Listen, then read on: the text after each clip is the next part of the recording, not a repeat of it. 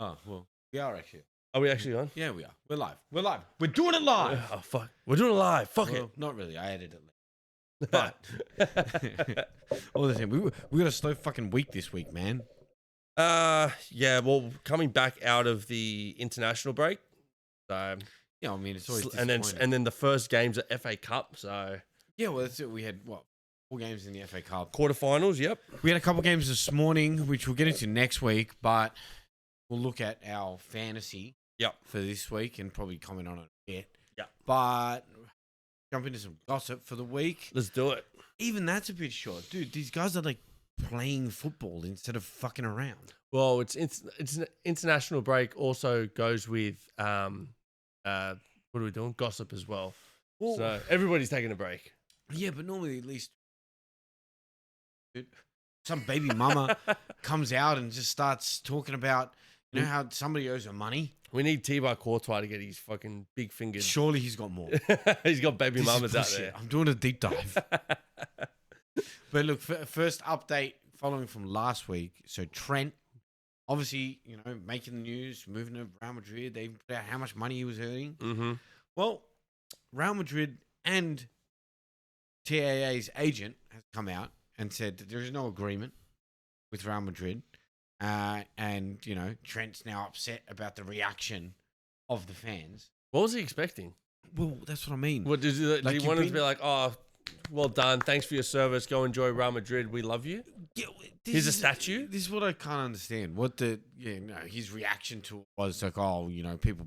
Look, to be fair, it is obviously the 1% that's online that are reacting this way, and it's not everyone.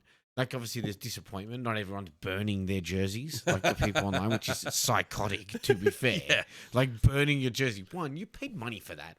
Two, it's not that big of a deal where you have to burn the guy's jersey.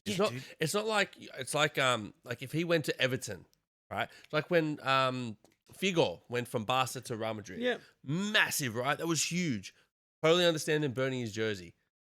Don't want to Real Madrid from Liverpool. Like, it's not major internal rival. So correct. I understand they're upset. Burning my jersey over it though. No, dude. It might be worth some money. Yeah, exactly. But the update comes. So obviously, look, they've come out. They've said there's no agreement with Real Madrid and Trent as of yet. But it's a saga that's been going on for 8 months. So obviously, they've been in discussions, and I'm sure there's something. Doesn't mean he's staying. However, Salah just goes and throws some fucking petrol on the fire this week. Oh, what did he do? Well, he's posted up on his Instagram the most cryptic Instagram story possible. So it's Salah, Dominic Szoboszlai, and Kanate, along with Trent, all sitting on Salah's couch having a chat. So they've all come back from international break. Now they're all like met up and they're just sitting on there. And he's posted this cryptic Instagram story. Is he staying? Is he going? And then, you know, further unfolds, you know, videos of on the LFC kind of stories and homepage. They always have reels and stories up of the guys all meeting up around the coffee bar that they have at the training center. Oh, yeah. And they're always like chatting and stuff. And then everyone stopped the photos and seen McAllister's face or like grumpy, like, yo, he even wants him out of here. And like, this is just, the people have so much time on their hands to break it down. So look, who knows what's happening? Obviously there's no real cement agreement put in place, but I'm under the impression that I think 90% of people are under the impression that he's leaving. If he wasn't leaving, he'd just go straight up on Instagram, straight up on Twitter, anywhere it is, going, I'm not going. Or at least doing some sort of press. Yeah, correct. There's been no press. Like, there's literally been no press about anything. So everybody's under the assumption that he's going to be leaving. I think it's just a matter of time. Why they're all denying that it's being done at this stage is weird. I don't know whether because it's still in the middle of the season. Obviously, you guys have the title to fight for. Real Madrid also are on the 3 title fronts. They're going for the treble. They just made the Copa del Rey final today. They're in the quarterfinals for the Champions League, and they're 3 points off Barcelona. So maybe it's just to not cause any like disruption. They've got to keep their mind on that Arsenal game, man. Really just smoke the shit out of them. Yeah. We'll see next week. Next Wednesday is that game. So we'll see then. I'm sure there'll be another update for Trent then too. Yeah, I'm sure. Yeah. But Oh, Trent takes a shit. Is he going to Real Madrid? yeah, just some guys getting a photo of him on the toilet. He's Yeah. Oh, hey, get the fuck out of here! What does that mean? oh, he had paella. Yeah. He's going to Real Madrid. He had a bad paella. He's not going to Real Madrid. He realized it doesn't agree with his stomach. I also love the rumors that keep coming out that it's like confirmed that he is going to Real Madrid so he can find some Latino baddies. Latino baddies. Yeah. I hope he's not finding Latino baddies because that would be weird. Yeah. I I mean, mean Mbappe. not that there's anything wrong with that. Yeah. Each to their own. But look, let's move on to your team Yeah. making the news this week. Not good news. As it's been for probably the past 4 months. Well, I mean, look, there's two pieces of news, right? One not so good news, and the other one usual news. Yeah. Let's start with the not so good news. All right. Well, the not so good news is that Chelsea. So you had a training match against your under 21s, which also included a lot of the under 16s squad as well. You guys lose 3-0 in that training match. Obviously, you know, understandably, Maresca's not happy with the performance they've put in. So cancelled the team scheduled day off and made him come in and train. Hey, you lose 3-0 to under 16s, you're a professional player, you lose your rights to a day off. The funny thing I did find about this, they go, well, I mean, given the average age of the players in there, they're not much older than the 21s anyway. That's a good point. You know, it'll be interesting to know which first team players were in that, because there was still players on international duty. Yeah, there was a lot of we have a lot of players on international, plus we had players injured as well, so it would have been interesting to know who was actually playing in that first team. But still, you can't be losing 3-0 to under 16s. No, well, I mean, you're essentially saying that these players are not good enough to make your first team squad, but they're able to beat your first team. It's a crazy situation for the team to be in, and 3-0 as well. Yeah. So you're one incapable of scoring. Yeah. Madueke was there, right? No, he's coming back. He didn't play in that. He's coming back, not against Spurs. I think he'll be. No, he might be back against Spurs. Nkuku would have been there then. He's not in the French squad. Nkuku would have been there. I have a feeling that like Trevor Chalobah might have been there. It would have been Robert Sanchez in goals as well, which would have been interesting. Well, I mean, you've Sancho, got 8 keepers, so it could have been any one of those. Yeah, that's true, yeah.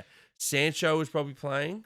We know you loved that guy when he first came. When he first came, he looked like he had a fucking rocket up his ass, and we were going to get him for 20 mil, which is a great deal for a young English player. Yeah, now you'd pay 20 mil to sell him Now you back. pay 20 mil to sell him to BVB, because apparently that's where he wants to go. Well, that's probably the last time he's played good, right? That's the only time he's played good. Yeah, true. Both stints at BVB is the only time he's played good. But there is another, like, I don't want to like take away from Chelsea sucking at the moment, but did you also see that Man U had a game against their under 15s and they conceded in the first, I think, 10 minutes, and Amorim stormed off? As you should, dude. Yeah. This is ridiculous. You're supposed to be professional players. You should be able to just destroy them. You should be able to put in a good competitive performance against kids. Shows there's so much dysfunction within the team. They don't play as a team. They're trying to play as individuals, and these under 16s and under 21 teams are all playing as a team because that's all they have. Yeah, they don't have egos. Yeah, they don't have egos. Well, yet. Not yet. Yeah, not yet. But you know, I mean, well, there was that story of was it a 19-year-old from Man U crashed his car and looks like he's going to be going to jail. Brandon Williams? No, was it Brandon Williams? Not 100%. I sent it across to you today. Brandon Williams. Brandon Williams, yeah. The youngster, the 19-year-old is up and coming, was dating a hot influencer. Brandon Williams. Yeah, it was Brandon or Braden, one of those two. Yeah, and he's gone and caused a crash at like 90 miles an hour. No one was hurt or killed. Still 90 miles an hour. That's like over 180. It's like 150k, 160k. Yeah. That's crazy, bro. And he's crashed it on the highway, and now it looks like he may go to jail. Possibly, yeah. He'll probably get what a way to ruin your career at 19, dude. But then I also love the photos that come out. It's just him with like Sancho and Paul Pogba. and Rashford. I'm the 3 massive troublemakers. Yeah. Great, because all their careers are going great. Yeah. Let's follow them. Hey, Rashford's doing okay. He's making bank and playing at Villa on loan. Yeah, because he got fucking loaned out for half of his salary. Someone's like, I'll pay you to leave. This is insane, right? Like, I'm used to it. I'm a Chelsea boy, bro. We're used to that shit. Yeah, but that's less the player's fault, more the club's fault. Yes. This is the player's fault. Rashford has the ability to be good, and he proceeds. He just chooses not to. Yeah, that's what I mean. He chooses not to try until it's contract time. Yeah, exactly. But then look onto the more usual news for Chelsea. They've now found a loophole with the which I'm sure they're now fucking good at these loopholes. There will now be another rule change. You guys love getting rules changed. Hey, we're just forward thinkers. You know what I mean? Yeah. So the Chelsea revealed they've sold your women's team to the club's parent company, right, to avoid the potential breaches for any profitability and sustainability rules. So the club have posted a pre-tax profit of 128.4 million for the year ending June 30, 2024. Ching because ching. they've sold this club, Ching ching, which is worth nothing to their parent company for hundreds of millions. Ching ching, baby. It's insane how you guys keep finding these loopholes. Bro, they just, I reckon with they just have like, okay, we need to make this money. How are we going to do it? And they've just got fucking shit tons of lawyers, shit tons of accountants, and they're just like, how can we work this out? Oh, yeah. And they do it. Look, 100%. So they've gone out to the accountants and the lawyers and they go, we're kind of fucked here, man. What do we do need? Get out of this? Yeah. It's like, well, you need 200 million. What do we have that's worth 200 million? I mean, the women's club is worth like 20. Yeah. Add another zero to it. Yeah. Oops. Who are we going to... Oh, this is an accounting error. Yeah. It looks like we're going to sell the women's team. Who the fuck is going to buy that, man? I'll buy it. Yeah. Wait, what? Yeah. Some guy in a dark corner in the side. I'll buy it. I'm your parent company. Yeah. Sell it to me, son. It's real creepy. But look, this Palpatine, bro. This is going to set us up for next year. Because next year, obviously, we're looking to be in the Champions League, which would be a nice little win. You've already spent money on those kids from Benfica. Yeah. Yeah. We have. But apparently, now this is just a rumor that's I've come across. Caicedo to Al Nassr, Ronaldo's team, for 150 million. I mean, I'm not going to really make 35 million off that. We would only make 35 off that, but still, we would get in some profit because the way that we would pay Brighton would be over like a long period of time. That's how we did all of our transfers. And then the Saudis pay up front. Saudis will probably pay most of it up front, if not all of it up front. They're Saudis, bro. I'm sure they've got some way of working it out. Sell some oil. Here's one barrel. Caicedo. Yeah. Here's another barrel. Ronaldo's money. It's just... And we are going to go on like a bit of a selling fest as well. We have a lot of players that we've got to sell. So this will help us in trying to find the players that Maresca wants / who the club wants. So it'll be interesting, but it'll all depend on how we go. We still need to finish top 4. Yeah, of course. And at the moment, not looking good. I'm not putting us for top 4 at the moment. Right? Like, we've all seen how much money you guys, like any club loses. It's massive. And it's also hundreds of millions. The capacity to get players. Yes. Because you're going to have a situation where players are obviously going to want to, you're not going to be able to, you're going to have to do what Chelsea's been doing and just keep buying these youth players and just being like, please? Yeah. You know, and to be fair, has it really worked out yet? Look, the only ones that's really worked out with, obviously Cole Palmer. Yeah, well, I mean, I would start of the season, yep. I would put down Nicholas Jackson has been a success for us. Yeah, it took him some time, but he's gotten there. Yeah. But that's more his link up with Cole Palmer as well. Correct, yeah. But then you look at like I think Caicedo, obviously he was worth a lot of money.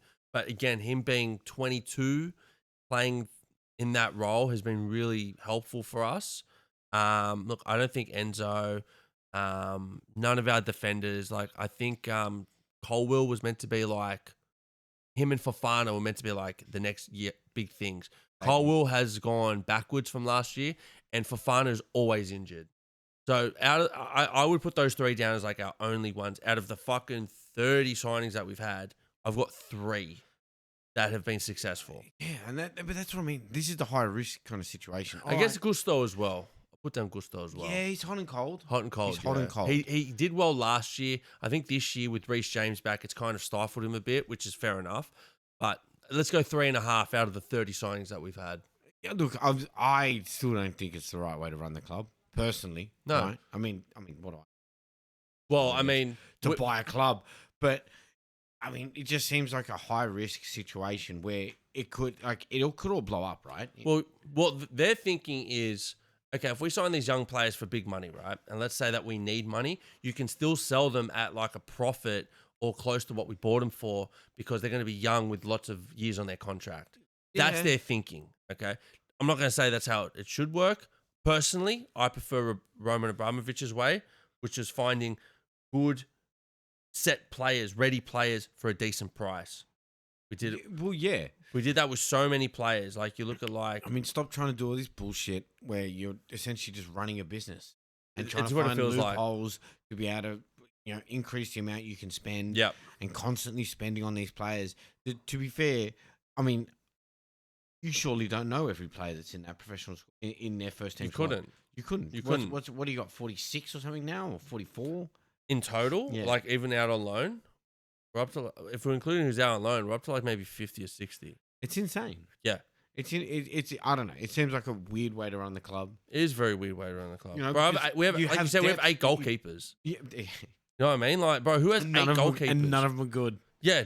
Well, Petrovic is playing all right for Strasbourg, and the rumor is that he will be our first keeper. Well, you do have next that other year. guy who's the captain of Strasbourg now. Santos. Yeah. He's good. He's a midfielder too, and there's big raps on him to perform for us next year. So there's him. Then we've got that. There's a young Brazilian kid as well who we've got who's playing in Brazil for Palmeiras. He's coming over next year in December 20. And you're January still 26. buying more players. Yes, and we've still got those two young Benfica kids coming over as well, which I think we've signed for 70 million in total. Imagine that though. You're there. You're like, all right, I think I've made it into the squad. Like 6 players have just arrived that play in your position. Yeah. So all the challenge that I had for last year to beat out those players, I've now got to do it again to beat them out again. One of the Benfica players is coming next year. The other one's staying out on loan. Yeah. So he's going to come in 26. This is how forward thinking they are. Like, bro, they're so forward thinking. They're going back for fucking a year and they're thinking a year and a half ahead, like who they're going to keep, sell, and blah blah blah. Anyway, let's not talk about Chelsea. I've gone forever about it. Yeah, I'm going forever till I cry. Literally could go on forever because there's that many fucking players. Yeah. And as we've spoken, they've signed 4 new players. All right, moving on to some other gossip. Now, this one's kind of funny, and it does lean to the whole African kind of. We're going back to the Africa. We're going back to continent. the Africa continent just to see the unprofessionalism that goes on. So, a video has emerged this week of a Kenyan goalkeeper, Patrick Matasi.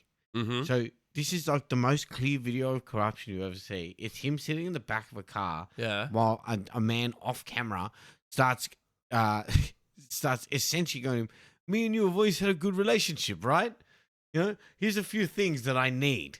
So he's now been accused of match fixing. Oh. Because the secret recording was leaked, allegedly showing him negotiate a deal to manipulate the outcome of a game. Right? Now... So match fix. Yeah, pretty much. Right? Now, and you think, how much sway can a keeper really have? Until you kind of see the game, and I'm sure if we can find it, we'll post it up on Instagram. Yeah. But in the game, right, which happened later that week, he conceded a last-minute goal where the ball essentially just rolled past him.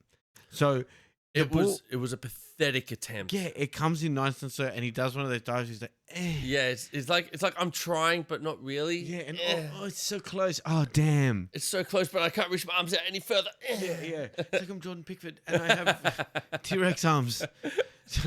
So, I mean, look, it just goes back, right? Jamie Carragher's comments about, African Cup of Nations not being a professional tournament. I get it that they're angry over it, but this shit keeps happening, dude. It happens a lot.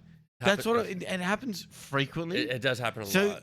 I mean, it's not as well is he run. Wrong? No, look, I think he's wrong in saying that the way that the African Cup of Nations is run was, we'll call it rude, right? I mean, it is professional, but obviously out of the continents, it's probably the least well run. I get that. Oh, right? for sure. But this does not help when you see clear, like you said, like we will put it on Instagram. We'll find the video and I'll put it up. But it shows clear as day corruption, match fixing. But it's also, who the fuck is filming this? Probably his manager or something. Yeah, that's what I mean. Yeah. He's probably trying to. Yeah, he's going to scam his own client. Yeah, that's how corrupt they are. Oh, it's kind of ridiculous. You just have to laugh. Nah, right? But yeah, we will put it up because it's quite blatant. Yeah, well, that's what I mean. It's blatant, and it's not even well hidden. No, it's not. It's not. It's just He might as well have a fucking camera, like, and a microphone like this, and a camera in his face. Like, will you fix this match? Yes. We have a very good relationship, and I really want to keep the relationship going. Here's a bag of money. No, with a dollar sign on it. Yeah. Dude, it would have been better. It's like, as the goal went in, the guy's just standing behind the goal, and he goes, "Here you go." Just gives him a bag of cash. You know? No, just a guy in like a trench coat and sunglasses just hands him a briefcase and just walks off suspiciously. Who's that guy? I don't know. Yeah. Let's get the briefcase. I don't know. Yeah. I don't know. I need to leave now. Oh. All right, look, last bit of gossip before we jump over and we talk about the FA Cup. Yes, FA Cup. Qatar Sports Investment, so they're the owners of PSG. The Saudis, yep. They're now in negotiations and targeting to purchase Malaga. Malaga, yeah. So it was an ex-La Liga team. Now, I mean, one point in time, they're actually quite decent, right? They got to the quarterfinals of the Champions League in 2013. Malaga used to have, I'm going to have a look just while you're talking, but they used to have some good players in that team. Dude, they were a decent club, yeah. Right? Then obviously they went into a bit of disarray. And I think kind of what happens with a lot of these lower level La Liga teams, they get a decent squad, then they sell them all. And then they struggle to recoup the players. Which happens a lot. It happens a lot. Look, 100%. Look like Leicester. So happened to them. Since they were kind of in that 2013 Champions League, they've then dropped to the third division in Spain. Yep. And have just recently come back up into the second division. This is where Malaga's looking to this is where Qatar Sports Investment is looking to purchase them. Mm-hmm. But I think a speculated fee of 100 million for the club. I mean, if they can kind of get back into Champions League, it's pretty cheap. Players are more expensive than that. Well, that's you true. could buy one player for more than true. the whole fucking club. Ishak is worth almost double their club. Because I mean, it came out this week. Ishak 180 million. That's the fee. Is that what they're asking Newcastle for? wants, and apparently Liverpool won't pay that. I wouldn't be paying that either. That's a lot of money. I mean, look, yeah, he's good. He's good. He's good, and he gets goals. But 180 million? That's Mbappe. That's guaranteeing you a champion. Let me just ask you this question: who's better, Mbappe or Ishak? Ooh, that's a tough question. Is it? I think so. Yeah. I would have him. Who would you rather have in your squad? I'd rather have Ishak over Mbappe. I'd rather have Mbappe. He can do everything. He's led the line on international stages. He's won multiple titles. You can just see in his goals as well. Like I think he's racked up. He's already racked up the same amount of goals that Ronaldo had in his debut season for Real Madrid. All right. Look, I've got it. So back to Malaga. So these are just some of the players that they used to have. Willy Caballero, right? He was their keeper. Martin Demichelis, remember him? He went to City. Demichelis, yeah. Demichelis, yep, he was there. There was also Isco. Right, yeah. Isco came from Malaga. And then there was one more, Julio Baptista. He played for like Real Madrid and all that shit. Yeah, I remember Baptista. Yeah. And, decent player. Yeah, decent player. So look, they had, and then Roque Santa Cruz. Oh, Roque Santa Cruz. Roque Santa Cruz, yeah. He was like a cult. He's like a cult following of that player, right? Like yes. He was never really like. He was good. He was good, but the name that he had was bigger than kind of the player he was. And Manuel Pellegrini was their manager. Okay. Yeah. Well, I mean, that makes a lot of sense. Correct. Of why they were up there. Yeah. Obviously, they lose all those players. They don't back them up. And then you end up in the third division. Your keeper, your centre back, your midfielder, and your manager.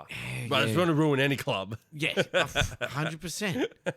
But look, I mean, if the Qataris buy them, I think that they'll get back into the Champions League because they'll dump a bunch of them. Well, then it's going to be a case of because this is what's happening with Chelsea at the moment is that if Strasbourg get into the Champions League, they're fifth at the moment. If Strasbourg finish higher than Chelsea, they take Chelsea's spot because you can only have one club per owner. Really? Yes. I know that they've said that in the Club World Cup. Is that the same for the Champions League? I think it's the Champions League, yeah. Because think about it. What other clubs have always had like two owners, like one owner with two clubs? Red Bull? They've never Red Bull have been. Red Bull have had two teams in there. Yeah, they have. I'll have to look into that. Yeah, I saw something about Strasbourg taking Chelsea's spot. because they're killing it at the moment. But anyway, let's get into the FA Cup. FA Cup. Hey, it was some good games, but before we go and analyze the games, let's go into your predictions. Yes. And you were damn close, dude. I was damn close. You were actually almost on the ball. So you got one. I got one, yeah. So Bournemouth versus City. Yep. To be fair, I had Bournemouth. I was more of a hope. Yeah. That was more of a hate. That was a hate tip. Yeah, fuck City, dude. But you had City to win 2-1. You got that right. Yes. Then you had in Preston and Villa. Villa won 3-0. You said Villa 3-1. And Preston had a good chance. They did. And then in the Brighton and Forest game, ended 0-0. Yes. Went to penalties. You picked Brighton 1-0. They had a disallowed goal in the game. They had the penalty. Yeah. The penalty disallowed. Oh, so penalty reversed. But then they also had a goal that was overturned from offside extra time. Yes, they did. Yes. And then, look, the one you were way off on was the Fulham Palace. The Fulham Palace one, I was so confident. I had it down pat. It was going to be 1-1. We're going to go penalties. Palace are going to win on penalties. Blah, blah, blah. Obviously, that didn't happen. I still got Palace. Yeah. I said they'd go through. That was about it. But, look, that Palace game was just... It was the Eze show. Man, he had... I think he dropped off for a bit, Eze. And he's really come back at the end of this season. I think he's found... Because he was doing the same things. He was finding space. He was ripping players. He was doing the right things. He just wasn't getting the goals or assists. Yeah. This game, he got a goal and an assist. Yeah. And his goal... But within 4 minutes of each other, by the way. His goal was beautiful. Oh, his goal where he gets the ball, cuts out, and just bends it into the bottom corner. Literally comes off the post and goes right in the bottom corner. Completely insane. Then you have, obviously, his assist for the Ismail Assar goal. Oh, which was a pretty easy goal for Ismail Assar to finish. But it was the assist. It was the assist. Yeah, it was Eze. Rips the player out wide, gets the ball in. Cuts it and just goes straight in, yeah. And then Nketiah. Yeah. He's really picked up. He was struggling to score. Yep. He got his probably one lucky goal. It's given him the confidence. What's he got now? Like 3 and 4 or something? Nketiah, I'll tell you right. In all competitions, I think he's like 3 and 4 or 3 and 5. I will tell you right now. Edward Nketiah. So recently, hands for this. So he's got 3 in 5. 3 and 5. 3 and 5. Hey, not bad. Hey, that's pretty, not bad. 3 goals in 5 games. Pretty good. And actually, you know what? 3 and 4 because the one game that counted was a friendly game. So 3 and 4. You're right. Yeah, I love being right. It doesn't happen very often. But to be fair, if you look at the stats in the game, it should not have been this one-sided, right? Bro, Fulham had 16 shots, only managed 3 on target, which is pretty dismal. That's the problem. Yeah. 0 on target. Like, again, fuck all on target. Like we've been saying about Fulham, they just play the version of football of who they're playing. And to be fair, Palace play Palace football the best. Yeah. Because, look, Fulham, I think, 71% possession. They had 622 passes to Palace's 263. I think Palace can be defined in one word: efficient. Dude, not on passing. They had 68% completion rate on 263. More like their shots. So, like you said, oh 8 no, yeah, shots. their conversion rate's great. So, just from what I got, 8 shots, 6 on target, 3 big chances. Yeah. So of those 8 shots, their creation, 3 were their creation 3 is a lot better. Were big chances. But I mean, I think it's the lack of probably an out-and-out attacking player for Fulham. Whereas if you look at Palace, they've got Mateta up there, Ismail Assar's there, Eze's there. Well, so I'm just looking at the lineup that they had. So this was their front four for Fulham. So it was Pereira, who's been up and down. They had Iwobi playing in the middle, which I don't think is the way to go. He's obviously an out-wide player. But then they had Willian. Willian's back there. Bro, the guy's fucking, what is he, 36, and he's back at Fulham again. And then you had Munyis up front. Not bad, not their best, though. Well, that's what I mean. Like, if you're comparing it to, obviously, the efficiency that Palace has, you got Eze, Mateta, Ismail Assar up front. They played their starting lineup, whereas Fulham played their second lineup. Yeah. Which you could tell. I don't understand why. Yeah, I know it's a quarterfinal of an FA Cup. I don't understand why. And those guys, most of those guys... Traore starts on the bench. Emile Smith-Rowe starts on the bench. And Raul Jimenez starts on the bench. It doesn't make sense. I found that a bit odd, considering that most of those players probably... Look, I think Jimenez would have played for Mexico. Yeah. Smith-Rowe, I don't think would have played. No, and he wasn't Traore may have played for, I think he's Ivory Coast. I'll have a look. But yeah, I don't know if these guys are Spanish. That's right, Spanish. He definitely didn't play for the Spanish squad. So why aren't they starting? It doesn't make sense. It doesn't. It doesn't make any and sense. And they copped it for it. Yeah, exactly right. So I mean, that's how you lose a game, guys. Yep. Then we had the Brighton and Nottingham Forest game. Now, this is Can you sum it up in one word, dude? Fuck, man. That's two. Not if I say it like fuck, man. Because, dude, I had a choice. I'm like, do I stay up late and watch the Palace game, or do I wake up early and watch the Brighton Forest game? Wait, can you tell us again how it feels to be right? Fuck, dude. I should have been right. Because I'm like, you know, I'll go to bed early. I'll get up for this fucking game. It was so boring. It was a horrible game to watch. It was not one of the teams took risk. Yep.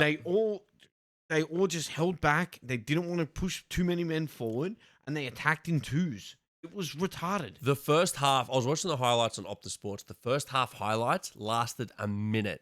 Do you know how many shots they showed? Two. Dude, two you know shots what in I the did first for half. The first half, I watched YouTube shorts because I was so fucking bored in the game. Look, so both teams had 13 shots. Yep.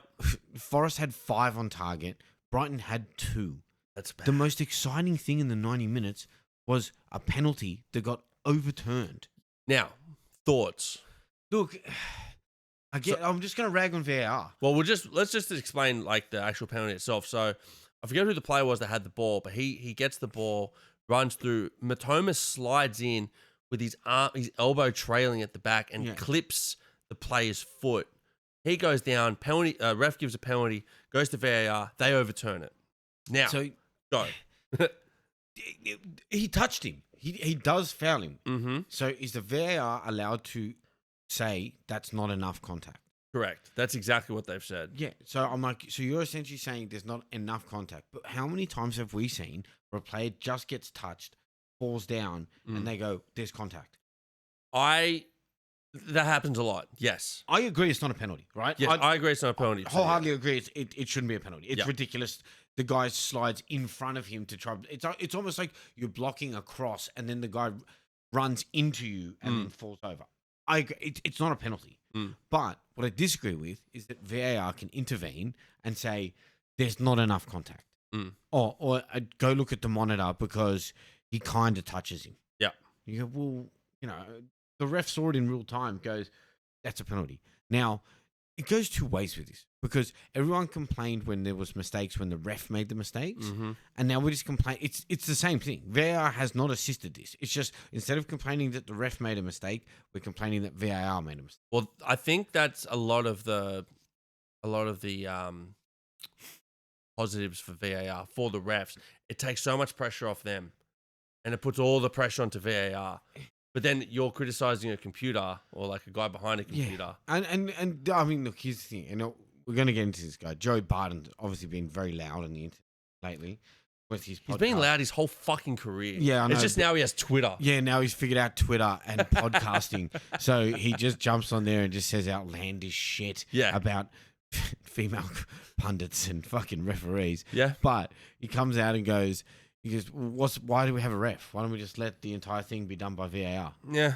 And I'm like, I mean, it's kind of a fair statement, right? Obviously, it's not going to happen, but it's a good point to throw across. Yeah, that's exactly what I mean. Because, like, you know, break down the Brighton and Forest game. It was a terrible game, all in all, right? So, look, there was Brighton had a goal. They scored a goal in extra time. Sorry. One more point that I had to make. Brighton had 19 fouls. A lot of fouls. That's a shitload of fouls with only 2 yellow cards. How?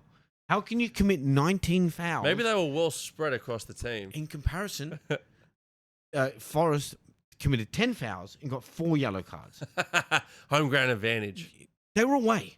No. As in like home ground advantage. Brighton was, right. Yeah. But yeah, I mean, look, game ended up going to penalties. Yep, goes to pens. And Forest win 4-3 on pens. Yeah.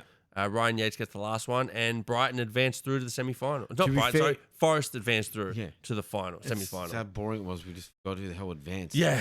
I actually, when I woke up, I thought, like when I was rewatching the highlights, I thought Brighton had won because I totally did not give a fuck about the game. No. Did not care. I was so upset that I woke up early for it. Like, you don't understand. Like, I really wanted to watch some good English football, and I picked that fucking game. He picked the worst game, dude. Fuck, man. Then we had Aston Villa, Preston. This kind of went the way we thought it was going to go. To be fair, so close to my 3-1. They had one shot on target. That was the one. Yeah, I know, dude. They did push hard for like the first 15, 20 minutes. Yeah, they gave Villa a shake. Yeah, but then, look. As soon as Villa started getting on top of them, they just kept making errors.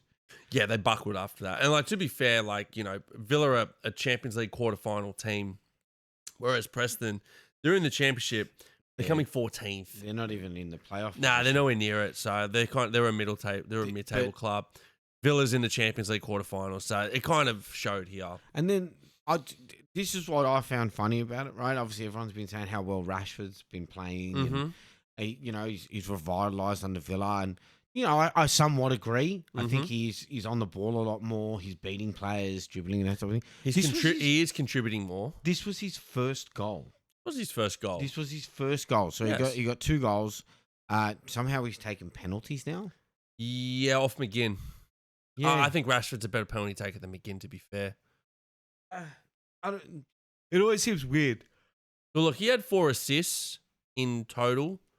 In this, across all across all competitions. And now he's got 4 assists and 2 goals. Not bad. But no, his penalty was a nice one. He did the old no run up, tap it in a corner situation. That was nice. And then you had Jacob Ramsey getting a goal in the 7th.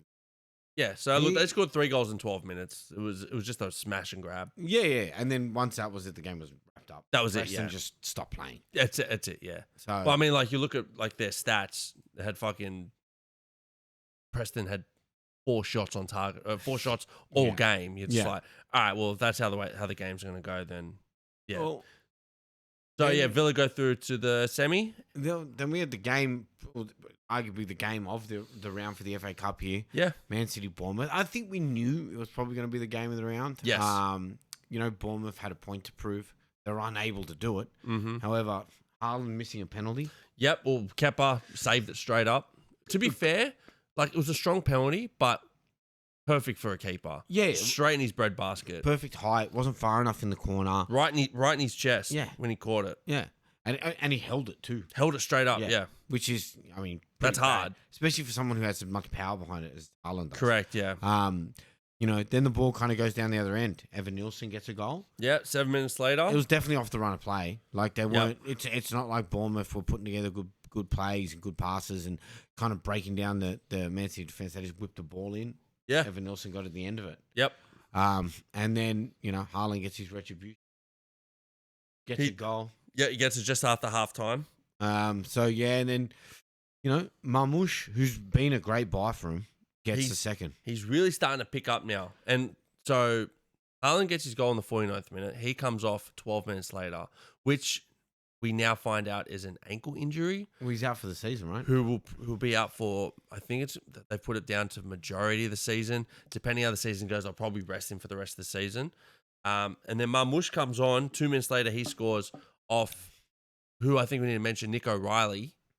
What a game. Yeah, so he's definitely the man of the FA Cup for Man City. Well, he came off the bench at half time. Yeah. And he comes on for 2 assists. Not bad for a 20-year-old. Yeah, 100%. And both the assists were very kind of professional assists, right? Like, they were good, yeah. He steals the ball off one player and then links the ball, kind of just dinks the ball beside another defender to an open Marmoush for his goal. Yep. And then on the Haaland was just a very professional pass straight into his feet. So he's quick. He's got a good left boot on him. So I mean, City keep finding these players. They've got that McAtee. They've got obviously O'Reilly. They've found Phil Foden. They had Cole Palmer. They got that Rico as well. Rico Lewis. He's okay. I was expecting a lot more from him, especially he's getting a lot of game time this year. Yeah. I was expecting a bit more, but they are still they're picking up some really good young players. Yeah. And if they can complement them with the players that they buy in, then obviously next year they'll be dangerous. 100%. 100%. So, that kind of wraps up that quarterfinals of Yep. the FA Cup. So we've obviously got the semi-finals coming up. Yes. And Which I very think interesting. The matchups are fantastic. I for think this. this is the way it's been done is perfect. So 27th of April, we've got same time being played Forest versus City. So do they? I thought they played at Wembley.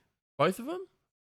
I'm gonna have a look at that. That is a great question. Yeah, that's where I'll find it. You 'Cause can. they clearly can't both be playing at the exact same time. Yeah, on the same exactly. Yeah, pitch. that's what I was thinking. Yeah, it's a Royal Rumble of football. So yeah, the first game the game is Nottingham Forest and Man City. I think that's a fantastic match. Yeah, I think both teams are going to be able to. That's gonna be a really good game. To challenge each other very well. I think either team could beat in that game. It's going to be a hard one. I'm going to back Forest because I think it'll be able to win it. Mm. And I would love to see Forest win it. 100%. And I think if you beat City, you go into the.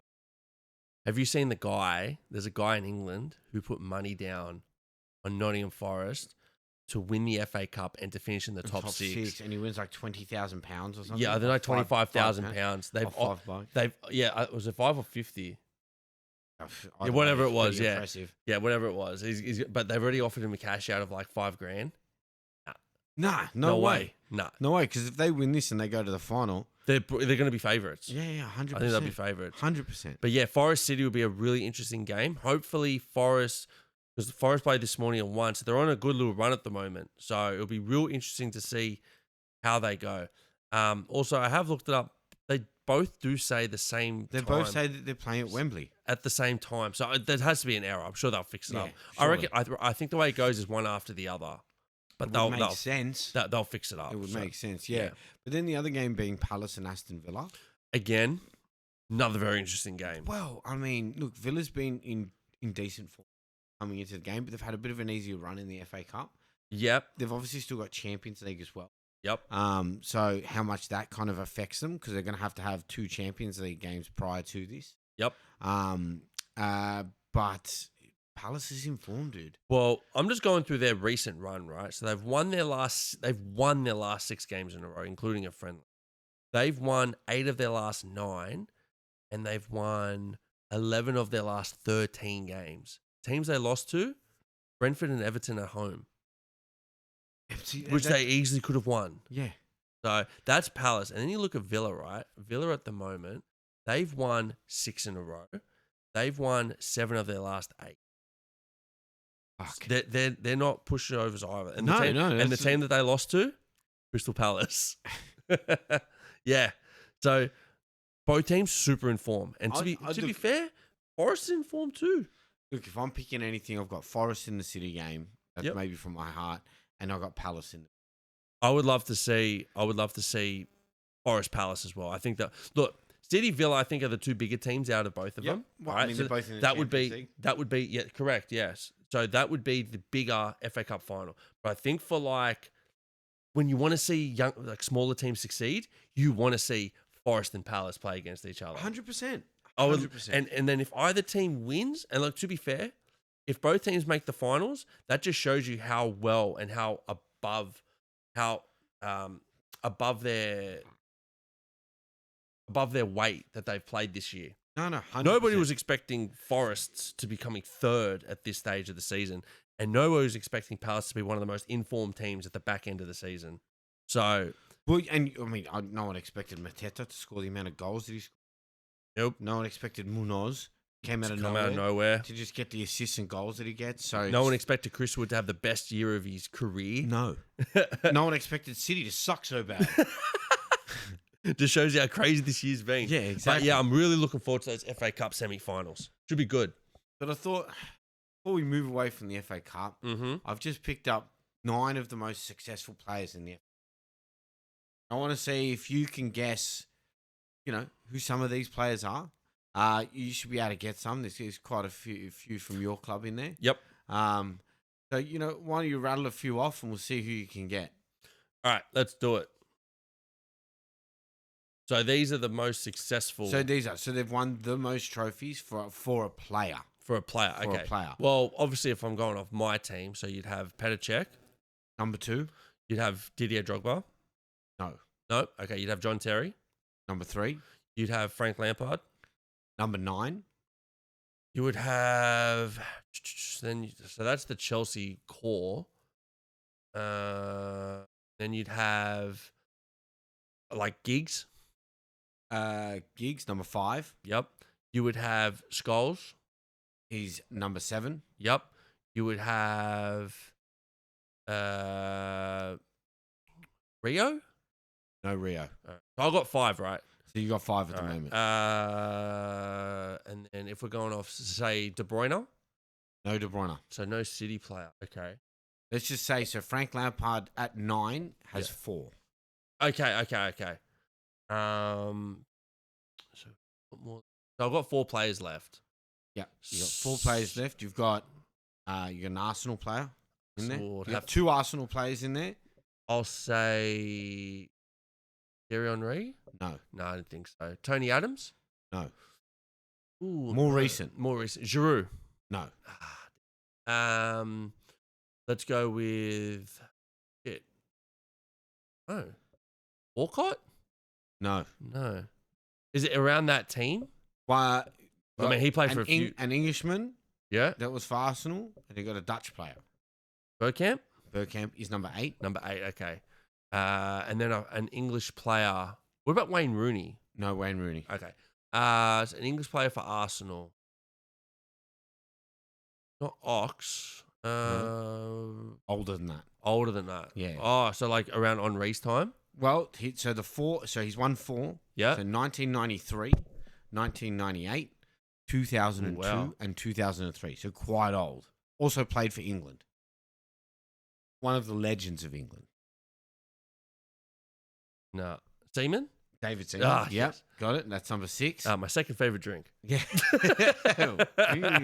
now you got a Frenchman who won it with Arsenal and Man City. Arsenal and Man. Oh, Nasri. No. Ooh, damn. Okay. Was it around that time I'm pretty sure he won the World Cup. France as with well. France? Sagna. No. Because Arsenal, Man City took a lot of Arsenal players. Yeah, they did. They took the good ones. Arsenal, Man City, and he's French. Alas. I'm going to go pass. Okay, Patrick Vieira. Patrick Vieira. I totally forgot he played for City. Yeah. Because he went Arsenal, Inter, City. Yeah. Yeah. Okay. And then- So Arsenal, Juve, Inter, City. The number 1. Yep. The number 1. 7. He's got 7. He played for Arsenal and Chelsea. Arsenal and Ashley Cole. Yep. Yep. Now, Ashley Cole, bro. The fucking left back goat. dude, his exit from Arsenal was hilarious. And again, it's typical Arsenal, right? He went to Arsenal and said, "Here's what I think I'm worth." And they went, "Yeah, we're not going to pay you that." And Chelsea's like, "We will." We tapped him up, actually. We got fined for that because we were so keen to get him. We tapped him up. And then all the Arsenal We fans did give him went, William Gallas, though. yeah, and I love all the Arsenal fans like, "You're a dog." And he's like, No, I wanted to stay. Yeah. I said, "I would like this much money to stay. This is what I'm worth." And then they went, "Fuck you, no, you're not." And at the time, he was competing with like Roberto Carlos as like the best left back in the world. And Patrice Evra. It was an insane player to let go. Yeah. It was because it wasn't even like, we're complaining about the whole Trent saga. Liverpool are offering him more money. You know what I mean? We are actively going, "We want you to stay. How much do you want?" And he's going, "I'm going to go to Real Madrid." Yeah. You're a dog. Because this is the opposite, where Ashley Cole's like, "This is how much I want to stay." Yeah. If Trent's in that situation, "This is how much I want to stay," they go, "Okay." Yeah. And then Sweet. he stays. Yeah. You know what I mean? But all the Arsenal fans went there like, "Fuck you, you're a dog." Bro, the best, it would have been like this. It would have been like, "I want to stay here at Arsenal." And then they go, "Oh, we want you to stay too. But not for that much money." Yeah. What are you, fucking crazy? Nah, he was one of my favorite players when he came to Chelsea, and obviously he killed it. He won everything, literally everything. Europa League, Champions League, FA Cup, League Cup, league title multiple times. The guy was for me still the best left back in Premier League history. I mean, it's hard to argue the point. Right? Him and Patrice Evra, I think, are the top 2 for best left backs in Premier League Forgetting history. about Andy Robertson. I am forgetting about Andy Robertson. A good point. Yes, yes, I am. Oh, All right. Is it this is your lifetime? Well, player it's profile not so much time. this is. I think most people are going to know this guy. We've already mentioned him earlier in the podcast, but Joey Barton, our hero, the man himself, the fucking sleazebag, the England's scumbag, most psycho player, as we're naming him. So look, he's made the news. Spoiler alert: will that be the title of the? Joe Barton makes the news? No, I thought it was going to be England's most psycho player will be the title of this episode. Yeah, that's a good one. I think we can go for that one. However, so the former England player Joe Barton has this week been found guilty of assaulting his wife by kicking her in the head in their family home. So this must have thought it was a ball. So Barton, 42. Yep. Right, he played for clubs like Newcastle United and Queen's Park Rangers, Man City. Yep. Just to name a few. Yep. Had pushed his wife to the ground before kicking her in the head in June 2021, an incident that happened at their home in southwest London. So he obviously fronted court for this. He's been found guilty and charged. He's now going in for 12 weeks in prison, which is on a suspended sentence for 2 years at Westminster Magistrates Court. What a hero. Now, the whole comedy side of this, obviously beating your wife's not generally comedy, but the whole comedy side of this is that Joey Barton's now getting mocked online because he had a tweet that he posted up in 2015 saying men who hit women are shithouses. Yeah, it's just you know how when like, would you call it karma? Would you call it? Oh, I know what it is. When irony just comes around. Yeah, that's what I mean. It could be Joey Irony Barton. That's what we'll call him. But I thought maybe I should just dive into this guy's kind of career a bit. He had a pretty lackluster career.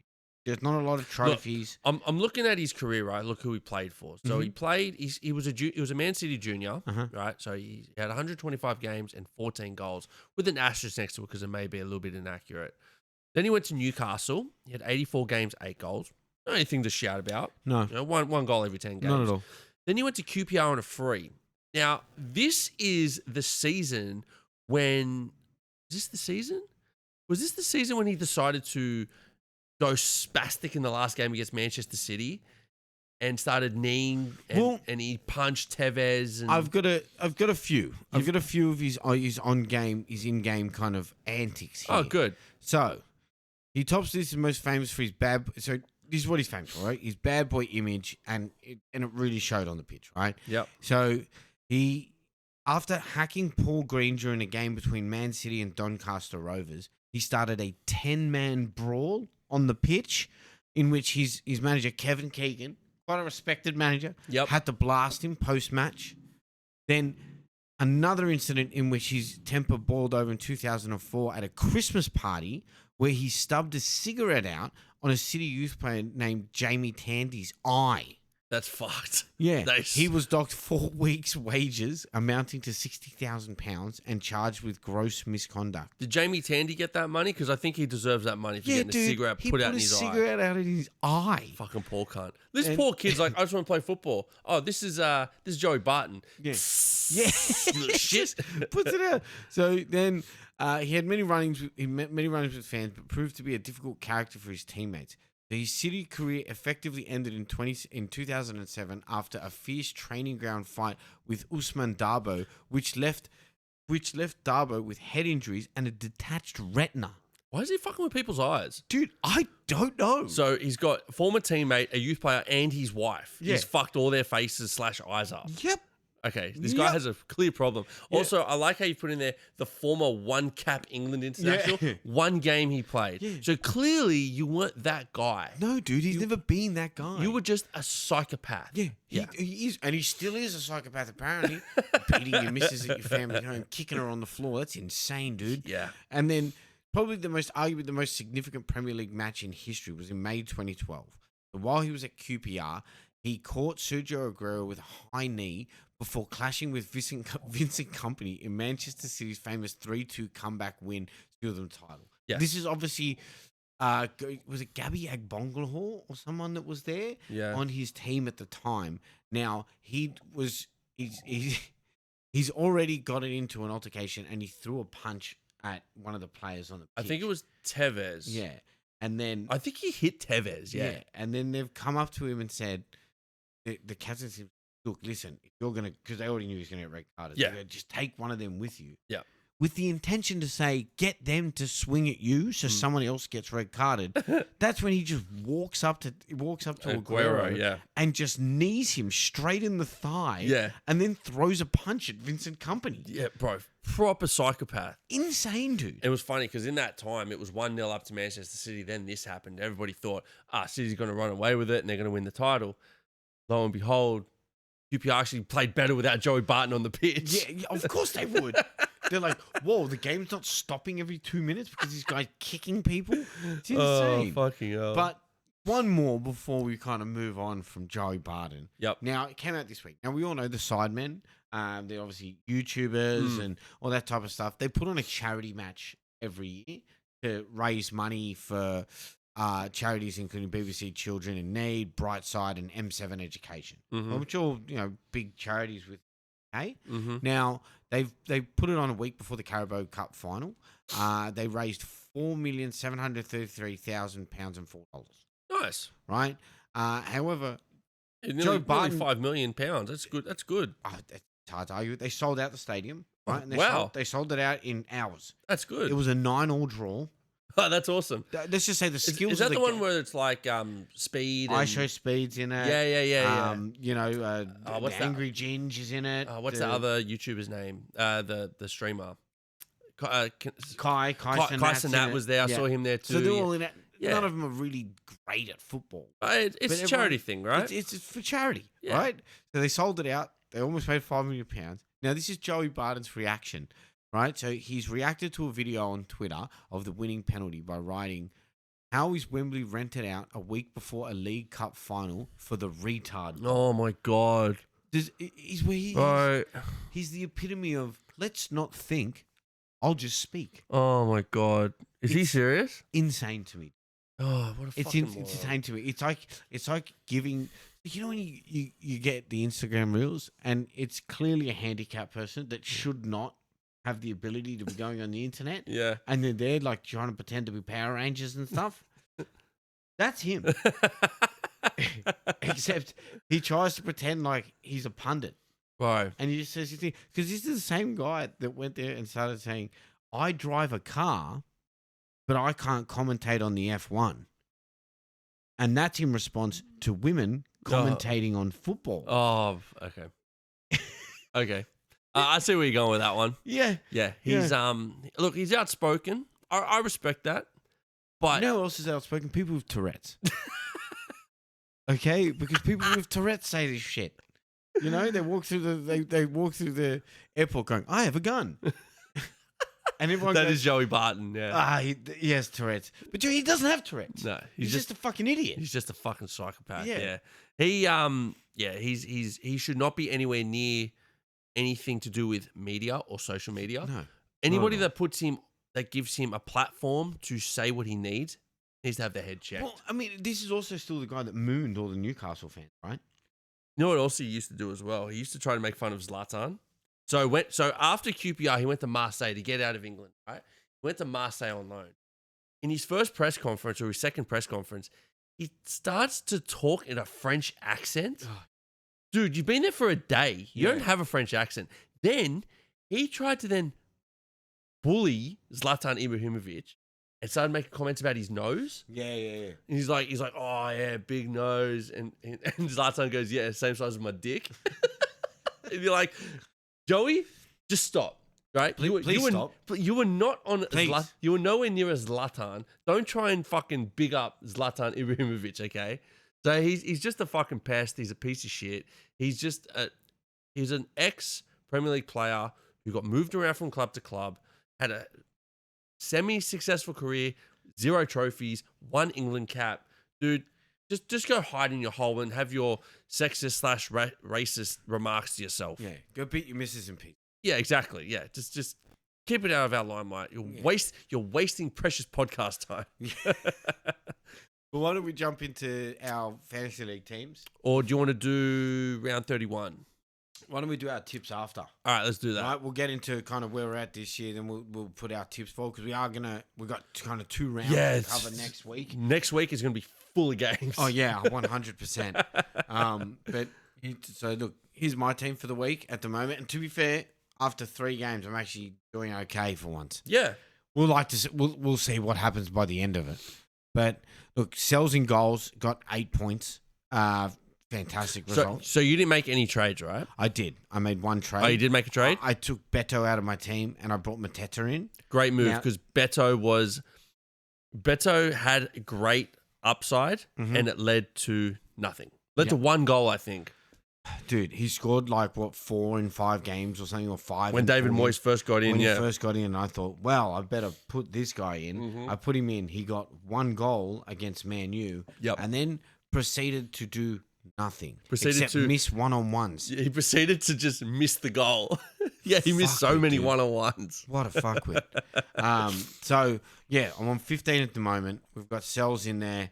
Gabriel came off injured in the game, which we'll detail next week. But which is going to clearly cause them some issue when they play Real Madrid. Yeah, they're going to have fun with that, dude. But, I mean, Kiwior could defend Mbappe, right? I forget that guy's in the team.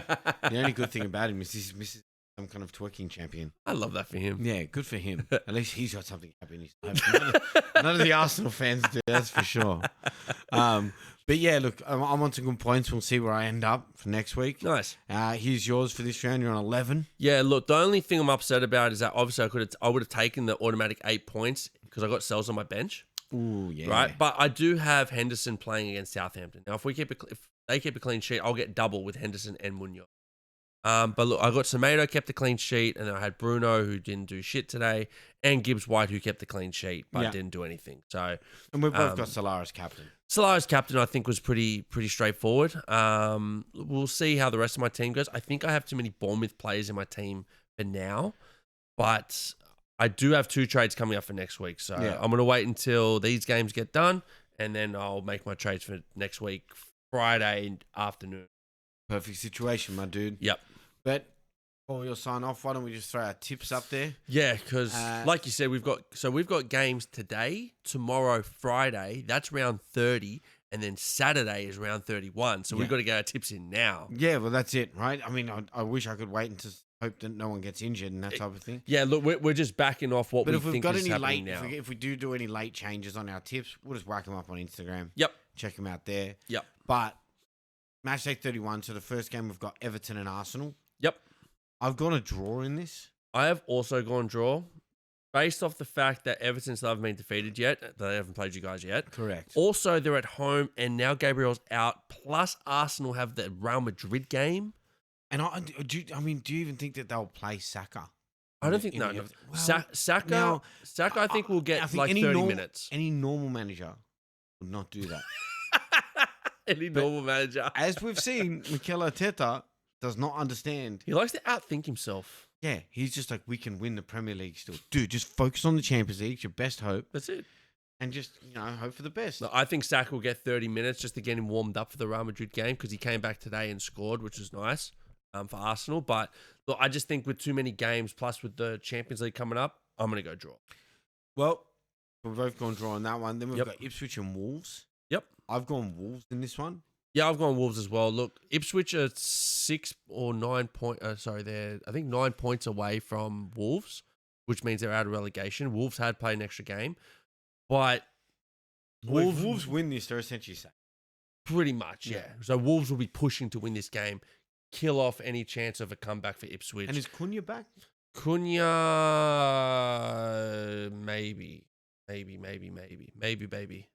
Well, while you look that up, we'll go in the next one. We've got Palace and Brighton, which I think great game is a massive game. Great game, yeah. But I think Palace is more informed than Brighton at the moment.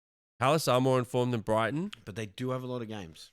But Brighton have the same. So Brighton, amount. Yes, same amount. So because of all those reasons that you just said, gone for a draw. I've gone Palace. Yeah, so we got one different. Then we've got West Ham, Bournemouth. Hard one. I just think West Ham's not in good enough form. Sorry, just to go back to Wolves. Cunha should be back. Yeah. So I think if Cunha's back, it's easy Wolves. Yeah. So I've gone with Wolves in that. Yep. Then And the next game we've got West Ham, Bournemouth. Mm-hmm. I think West Ham is in shit of form. Bournemouth's not much better. Yeah, look, like I know what you're saying. Like West Ham, when you look at like their runs, like they've lost. They haven't won in 3. They lost to Newcastle, drew with Everton, lost to Wolves. All good, all fair. They did beat Arsenal back then, but Bournemouth have not won in 6 or 7 games. So because of that fact, both teams sucking, draw. I've gone Bournemouth. Yep. I still have faith in them. Yep. I've been following them. Then we've got Villa and Forest. Another good game. Another huge game. It's a good game, yeah. It's another huge. Just don't see either of these teams. That's my issue with it. I think either team can win. I just don't see either team drawing. So who have you gone? Villa. I've actually gone draw. It's funny you say that. Yeah. So the way I see it is that I think Newcastle, I think Forest will be set up really tight defensively. It'll either be a 0-0 or a 1-1 game. I know Villa are scoring a lot of goals at the moment, but I don't think they've played proper competition. I tend to agree. I think Forest will give them that proper competition. So I'm going to go with a draw. Then we've got Tottenham and Southampton. Spurs. Yeah, Tottenham. Yeah.